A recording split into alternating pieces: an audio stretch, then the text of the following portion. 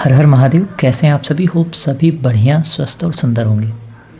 तो आज के इस सेशन में जिस चार्ट पे हम बात करेंगे वो यार, जहाँ पे देखो जितने लोग अपना इन्फॉर्मेशन देते हैं ना, for me they are celebrity. वो मेरे लिए सेलिब्रिटी ही हैं। तो आज हम बात करेंगे माधुरी शेखावत जी का। पहले इनके डेट ऑफ बर्थ पे मैं बात करूँ तो इनका date of birth 2 October 1982 that is 1982 को हुआ है ना। जिस दिन ये पैदा हुई हैं वो दिन की अगर मैं बात करूँ तो सोमवार था। नक्षत्र की बात करूँ तो पूर्वाषा नक्षत्र था। अब देखो यार, सोमवार का है और योग अगर मैं देखूँ उस दिन जो बन रहा था वो था विश्वकुंभ योग, है ना। तो आप समझिए कि एक तो शंकर भगवान का दिन है जो अपने गले में विष धारण किए हुए हैं, और जिस दिन आप पैदा हुए हो वो विश्वकुंभ योग, है ना। बड़ा रिलेटेबल है। मतलब आपका जो जन्म ही हुआ है ना वो शिव जी के कृपा से हुआ है। और कहीं ना कहीं, है ना, कहा जाता है कि अगर बहुत ज़्यादा तरक्की करनी है तो जहर का घूंट आपको पीना ही पड़ेगा, है ना। तो लाइफ में अगर मैं आपके चार्ट को देख के मोटी मोटा बात बताऊं तो संघर्ष रहेगा। That is from the perspective of Lord Shiva. Shiva चाहते हैं कि आप संघर्ष करिए। दूसरी चीज़, अगर राशि की मैं बात करूं तो 9 नंबर में आपका चंद्रमा बैठा हुआ है। दैट इज़ आपकी राशि हो जाती है धनु। और धनु राशि का जो वर्ड होता है ना वो क्षत्रिय वर्ड होता है। मतलब पूर्व जन्म में, पहले के जन्म में जो आप काम कर रहे थे, जो आप कर्म कर रहे थे वो क्षत्रिय से रिलेटेड था। दैट इज़ क्षत्रिय का वर्ग क्या होता है? राजा वाला काम होता है ना। और क्या काम होता है? रक्षक का काम होता है ना। जो किसी को डिफेंस दे, जो किसी को संरक्षण दे, जो किसी का जीवन बचाए, जो राष्ट्र का निर्माण करे। तो 2-4 चीज़ें कहा जाता है कि एक राजा की जीवन अगर आप देखो तो उसमें भोग विलास से ज़्यादा आप देखो तो स्ट्रगल होता है, संघर्ष होता है। हालांकि शाही जीवन होता है ना।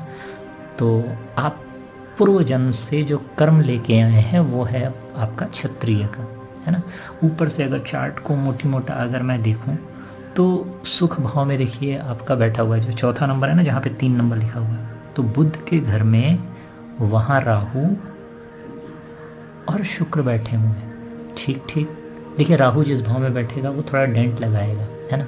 अब राहु चाहता क्या है? सुख के लिए आप उल्टे पुल्टे काम करो। अगर उल्टे पुल्टे अगर काम नहीं करेंगे तो राहु वहाँ स्ट्रगल देगा, क्योंकि उस पर दृष्टि भी अगर मैं देख रहा हूँ तो शनि और गुरु की पड़ती हुई मुझे दिखाई दे रही है। आप अपने चार्ट को अगर एनालाइज करेंगे तो, और चंद्रमा पे दृष्टि पड़ रही है कहीं ना कहीं राहु की, तो वहाँ चंद्रग्रहण दोष भी लग जाता है। मतलब कर्म भाव जो आप काम कर रहे हो और जो आपका सुख भाव है, ये दो थोड़ा सा स्ट्रगल करता हुआ आपको दिखाई देगा, है ना। नाम जब से थोड़ा बहुत आप इसमें रिलैक्स हो कर लेते हो, लेकिन देखिए आपकी कुंडली है ना, विश्वकुंभ योग और शंकर जी। तो शंकर जी ने यार स्ट्रगल किया, सब कुछ रहते हुए वो कैलाश पर्वत पे जाके बैठे हैं। तो उस तरीके से लाइफ आपको भी काटनी पड़ेगी, क्योंकि आपकी ये चार्ट की रिक्वायरमेंट है। 7वां अगर मैं भाव देखूँ तो वहाँ शनि बैठा है। ठीक ठीक, सही बात है। हाँ, अब इसमें है क्या, आपको प्रूफ करना पड़ेगा। आपकी शादी जिससे भी हो या जिससे भी कुछ हो, कोई भी चीज़ ईज़िली आपको नहीं मिलेगा। आप देखेंगे बहुत, जैसे कहा जाता है ना कि शनि का मतलब भी होता है शनैशन है। जिस भाव में जाके बैठेगा उस भाव को स्लो कर देगा। तो रिलेशनशिप भी उसी तरह से आपका स्लो जाएगा, है ना। कुछ अच्छे राजयोग भी हमको दिख रहे हैं, है ना। जैसे बुद्धादित्य राजयोग कहा जाता है। जो बच्चा आपका रहेगा ना कहीं, है ना, आपके लाइफ में रहे या नहीं, उनके लाइफ में राजयोग की संभावना बनेगी। किसके प्रभाव से? आपके प्रभाव से। पराश्री राजयोग भी मुझे दिख रहा है, और आपके चार्ट में वासी योग भी दिख रहा है, और धन योग भी मुझे दिखाई दे रहा है। और ये सारे अच्छे राजयोग हैं। लेकिन यार देखो एक चीज़, अगर कोई इस दुनिया में आया है ना तो स्ट्रगल करने के लिए ही आया, नहीं तो मुक्ति मिल जाती, है ना।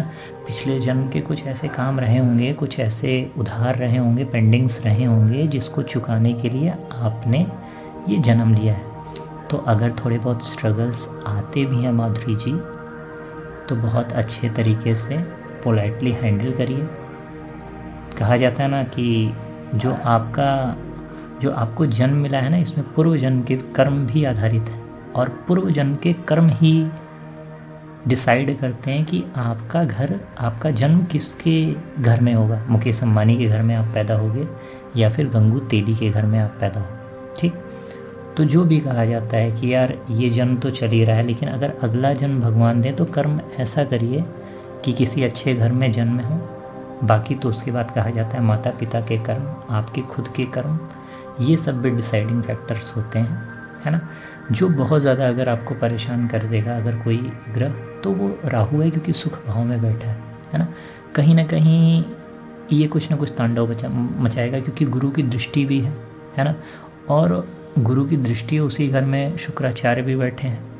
तो जैसे होता है ना कि जो राक्षस वाले होते हैं, जो पाप प्रवृत्ति वाले होते हैं, अगर कोई देखता है सात्विक आदमी तो वो और उस घर में कोहराम मचाते हैं, है ना।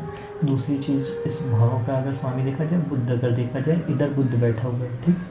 चलिए, ये मैं कह रहा हूँ कि बुद्ध तो अपने नेचर के हिसाब से अगर राहु के साथ रहेगा तो वही वाला काम, समभाव वाला काम करना स्टार्ट करेगा, लेकिन राहु थोड़ा सा आपको डिस्टर्ब कर सकता है। दूसरी चीज़, आप क्षत्रियों वाला काम करें, आप जितना सेफ गार्ड का काम करेंगे, जितना किसी का हेल्प करने का काम करेंगे, तो ये आपके चार्ट को और ज़्यादा अच्छा बनाएगा, है ना।